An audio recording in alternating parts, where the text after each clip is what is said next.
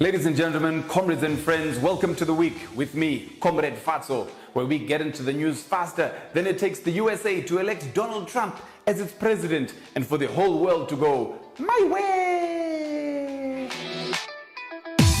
So comrades, I take a 2-month break, and when I come back, Donald Trump is president-elect of the USA, bond notes are coming, and the opposition still hasn't formed a coalition? Hush!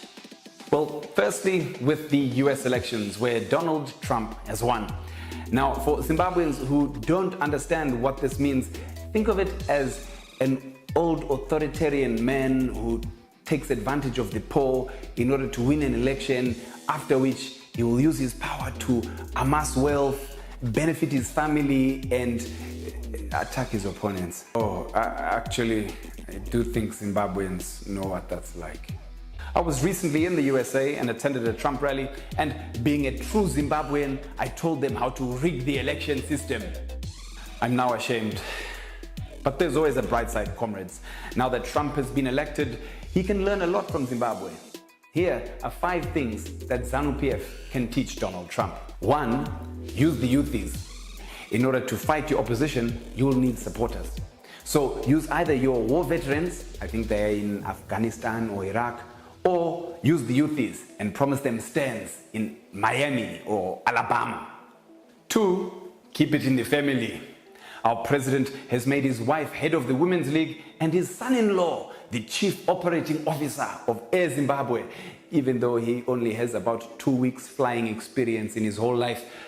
So, President Trump, feel free. Of course, you can make your kids and or your son-in-law a key player in the White House. It's our time to eat.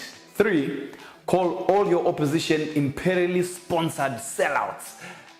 Okay, that might be difficult since your country is actually the big boss of the imperialists. Maybe call your opposition Chinese-sponsored ISIS-hugging homosexuals or something. I will never sell my country. I will never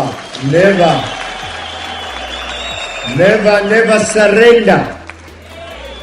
Zimbabwe is mine. I am a Zimbabwean. Zimbabwe for Zimbabweans. Zimbabwe never for the British. Britain for the British. 4, demand 51% of all foreign-owned businesses. In order to make America great again, take over foreign companies. You can call it indigenization.